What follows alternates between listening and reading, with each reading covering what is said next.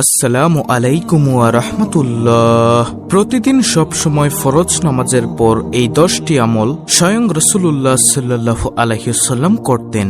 নবীজি সাল্লাল্লাহু আলাইহি ওয়াসাল্লাম করতেন, তাই আমরাও করব ইনশাআল্লাহ, কারণ আমরা হলাম আমাদের নবীজির উম্মত। নবীজি আমাদেরকে শিখিয়ে দিয়ে গেছেন কিভাবে আমল করতে হবে, কিভাবে দ্বীনের পথে চলতে হবে। মুমিনের প্রতিটি কাজ ও মুহূর্ত আমল ও ইবাদত। যখন সবকিছু আল্লাহর হুকুম ও রাসূল সাল্লাল্লাহু আলাইহি ওয়াসাল্লামের সুন্নত অনুযায়ী হয়, তখন সবকিছু ইবাদতে পরিণত হয় এবং সওয়াবযোগ্য হয়। আল্লাহ তাআলা বান্দার জন্য এর সবকিছু পুণ্যময় করে দেন। তো অন্য সবকিছুর মতো প্রত্যেক নামাজের পর কিছু আমল আছে, আমলগুলো করলে বান্দার জীবন সুন্দর, বরকতময় ও সুশৃঙ্খল হয়। আল্লাহর রাসূল সাল্লাল্লাহু আলাইহি ওয়াসাল্লাম বলেন, প্রত্যেক ফরজ নামাজের শেষে কিছু দোয়া আছে, যে ব্যক্তি এগুলো পড়ে বা কাজে লাগায় সে কখনো ক্ষতিগ্রস্ত হয় না। সহিহ মুসলিম শরীফের হাদিস নম্বর 1237। ফরজ সালাতের পর রাসূল সাল্লাল্লাহু আলাইহি ওয়াসাল্লাম বিভিন্ন দোয়া ও আমল করতেন। সাহাবায়ে কেরামকেও তা করতে উদ্বুদ্ধ করতেন। বিশুদ্ধভাবে বর্ণিত ফরজ নামাজের পর করা যায় এমন 10টি আমল নিয়ে আজকের আলোচনা হবে ইনশাআল্লাহ। দর্শক, ফরজ নামাজের পর রাসূলুল্লাহ সাল্লাল্লাহু আলাইহি ওয়াসাল্লাম করতেন এমন 10টি আমলের মধ্য থেকে নম্বর 1, সালাম ফিরানোর পর কিছুটা সশব্দে একবার আল্লাহু আকবার বলা। আল্লাহু আকবার শব্দের অর্থ হল আল্লাহ মহান, আল্লাহ সর্বশ্রেষ্ঠ। আব্দুল্লাহ ইবনে আব্বাস রাদিয়াল্লাহু তাআলা আনহু থেকে বর্ণিত, তিনি বলেন, আমি তাকবীর আল্লাহু আকবার দ্বারা রাসূলুল্লাহ সাল্লাল্লাহু আলাইহি ওয়াসাল্লামের নামাজের সমাপ্তি সম্পর্কে অবহিত হতাম। বুখারী ও মুসলিম শরীফের হাদিস। সুপ্রিয় দর্শক, তাহলে আমরা এই অত্র হাদিস দ্বারা বুঝতে পারলাম নবীজি সাল্লাল্লাহু আলাইহি ওয়াসাল্লাম প্রত্যেক ফরজ নামাজের সালাম ফিরিয়ে একবার আল্লাহু আকবার বলতেন। তাই আমরাও প্রত্যেক ফরজ নামাজের সালাম ফিরিয়ে একবার সশব্দে বলবো আল্লাহু আকবার। তাহলে 10টি আমলের মধ্য থেকে গেল প্রথম নম্বর আমল। তারপরে দ্বিতীয় নম্বর আমলটি হলো প্রত্যেক ফরজ নামাজের পর 3 বার ইস্তেগফার অর্থাৎ আস্তাগফিরুল্লাহ পাঠ করা। হযরত সাওবান রাদিয়াল্লাহু তাআলা আনহু থেকে বর্ণিত, তিনি বলেন, রাসূলুল্লাহ সাল্লাল্লাহু আলাইহি ওয়াসাল্লাম যখন তার সালাত শেষ করতেন 3 বার ইস্তেগফার করতেন অর্থাৎ আস্তাগফিরুল্লাহ পাঠ করতেন। মুসলিম শরীফের হাদিস নম্বর 1362। তাহলে আমরা এই অত্র হাদিস দ্বারা বুঝতে পারলাম প্রত্যেক ফরজ নামাজের সালাম ফিরিয়ে দ্বিতীয় নম্বর আমলটি হলো আস্তাগফিরুল্লাহ 3 বার পাঠ করা। তাহলে গেল দ্বিতীয় নম্বর আমল আস্তাগফিরুল্লাহ 3 বার পাঠ করা। 10টি আমলের মধ্য থেকে তৃতীয় নম্বর আমলটি হলো প্রত্যেক ফরজ নামাজের পর একবার বলা আল্লাহুম্মা আনতাস সালাম ওয়া মিনকাস সালাম তাবারাকতা ইয়া যাল জালালি ওয়াল ইকরাম। প্রিয় দর্শক, আমি আবারও বলছি দোয়াটি, আল্লাহুম্মা আনতাস সালাম ওয়া মিনকাস সালাম তাবারাকতা ইয়া যাল জালালি ওয়াল ইকরাম। অর্থ, হে আল্লাহ, তুমি শান্তিদাতা এবং তোমার পক্ষ থেকে শান্তি আসে, তুমি বরকতময়, হে মহৎ ও সম্মানের অধিকারী। সাওবান রাদিয়াল্লাহু তাআলা আনহু থেকে বর্ণিত, রাসূলুল্লাহ সাল্লাল্লাহু আলাইহি ওয়াসাল্লাম যখন তার সালাত শেষ করতেন তখন তিনি এই দোয়াটি পড়তেন। মুসলিম শরীফের হাদিস নম্বর 1362।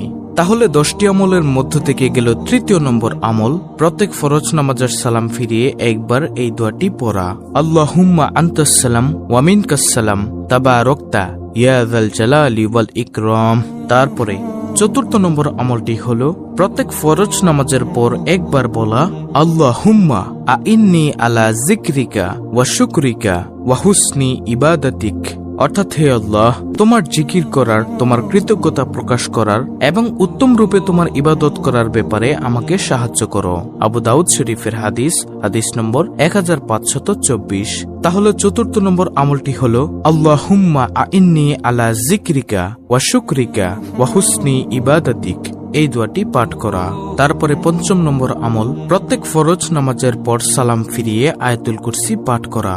আয়াতুল কুরসি হলো সূরা বাকারার 255 নং আয়াত। আবু উমামা রাদিয়াল্লাহু তাআলা আনহু থেকে বর্ণিত, রাসূলুল্লাহ সাল্লাল্লাহু আলাইহি ওয়াসাল্লাম বলেছেন, যে ব্যক্তি প্রত্যেক ফরজ নামাজের সালাম ফিরিয়ে আয়াতুল কুরসি পাঠ করবে তার জন্য জান্নাতে প্রবেশের পথে একমাত্র মৃত্যু ছাড়া আর কোনো বাধা থাকবে না। অর্থাৎ মৃত্যুর সঙ্গে সঙ্গে সে জান্নাতের আরাম আয়েশ ভোগ করতে থাকবে। ইমাম নাসাইর দিন রাত্রির আমল নম্বর 100। তাহলে গেল পঞ্চম নম্বর আমল আয়াতুল কুরসি পাঠ করা। তারপরে ষষ্ঠ নম্বর আমলটি হলো প্রত্যেক ফরজ নামাজের পরে একবার বলা লা ইলাহা ইল্লাল্লাহু ওয়াহদাহু লা শারীকা লাহু লাহুল মুলকু ওয়া লাহুল হামদু ওয়া হুয়া আলা কুল্লি শাইইন কাদির। অর্থ হলো আল্লাহ ছাড়া অন্য কোনো মাবুদ নেই, তিনি একক, তার কোনো শরিক নেই, রাজত্ব তারই এবং প্রশংসাও সব তারই, তিনি সব কিছুর উপর ক্ষমতাবান। মুগিরা ইবনু শুবা রাদিয়াল্লাহু তাআলা আনহু মুয়াবিয়া রাদিয়াল্লাহু তাআলা আনহুকে লিখে পাঠান যে রাসূলুল্লাহ সাল্লাল্লাহু আলাইহি ওয়াসাল্লাম সালাত শেষে সালাম ফিরিয়ে এই দোয়াটি পাঠ করতেন। বুখারী শরীফের হাদিস, হাদিস নম্বর 844। তাহলে ষষ্ঠ নম্বর আমলে আমরা এই দোয়াটি পেলাম। উপরোক্ত দোয়াটি লা ইলাহা ইল্লাল্লাহু ওয়াহদাহু লা শারীকা লাহু লাহুল মুলকু ওয়া লাহুল হামদু ওয়া হুয়া আলা কুল্লি শাইইন কাদির। এই দোয়াটি। সপ্তম নম্বর আমলটি হচ্ছে প্রত্যেক ফরজ নামাজের পর 3 তাসবির আমল করা। নবী করিম সাল্লাল্লাহু আলাইহি ওয়াসাল্লাম বলেছেন, যে ব্যক্তি প্রত্যেক ফরজ নামাজের পর 33 বার সুবহানাল্লাহ, 33 বার আলহামদুলিল্লাহ, 33 বার আল্লাহু আকবার বলবে, তার গুনাহ সমুদ্রের ফেনা পরিমাণ হলেও তা ক্ষমা করে দেওয়া হবে। মুসলিম শরীফের হাদিস, হাদিস নম্বর 1380। তাহলে সপ্তম নম্বর আমল হলো ফরজ নামাজের পর 33 বার সুবহানাল্লাহ, 33 বার আলহামদুলিল্লাহ, 33 বার আল্লাহু আকবার বলা। তারপরে অষ্টম নম্বর আমলটি হলো প্রত্যেক ফরজ নামাজের পর রাসূল সাল্লাল্লাহু আলাইহি ওয়াসাল্লাম আল্লাহর কাছে আশ্রয় প্রার্থনা করে বলতেন এই দোয়াটি, আল্লাহুম্মা ইন্নী আউযু বিকা মিনাল জুবনি ওয়া আউযু বিকা মিন আন উরুদ্দা ইলা আরজালিল উমরি ওয়া আউযু বিকা মিন ফিতনাতিদ দুনিয়া ওয়া আউযু বিকা মিন আযাবিল কবর। অত্যন্ত গুরুত্বপূর্ণ একটি দোয়া, আপনারা শিখে নেবেন। রাসূল সাল্লাল্লাহু আলাইহি ওয়াসাল্লাম আল্লাহর কাছে আশ্রয় প্রার্থনা করে এই দোয়াটি বলতেন। এই দোয়াটির অর্থ হলো, হে আল্লাহ, আমি ভীরুতা, অতি বার্ধক্য, দুনিয়ার ফিতনা ও কবরের আযাব থেকে আপনার নিকট পানাহ চাই। বুখারী শরীফের হাদিস, হাদিস নম্বর 2667। তাহলে আমরা এই অত্র হাদিস দ্বারা বুঝতে পারলাম ফরজ নামাজের সালাম ফিরিয়ে অষ্টম নম্বর আমলটি হলো আল্লাহর কাছে একটি দোয়া প্রার্থনা করা।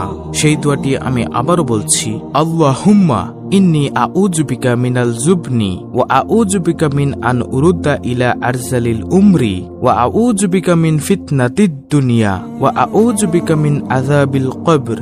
তারপরে নবম নম্বর আমলটি হলো ফজরের নামাজের পর 100 বার সুবহানাল্লাহ ও 100 বার লা ইলাহা ইল্লাল্লাহ বলা। রাসূল সাল্লাল্লাহু আলাইহি ওয়াসাল্লাম বলেছেন, যে ব্যক্তি ফজর নামাজের পর 100 বার সুবহানাল্লাহ ও 100 বার লা ইলাহা ইল্লাল্লাহ পড়বে, তার পেছনের সব গুনাহ মাফ করে দেওয়া হবে, যদিও তা সমুদ্রের ফেনা পরিমাণও হয়। ইমাম নাসাইর দিন রাত্রির আমল নম্বর 140।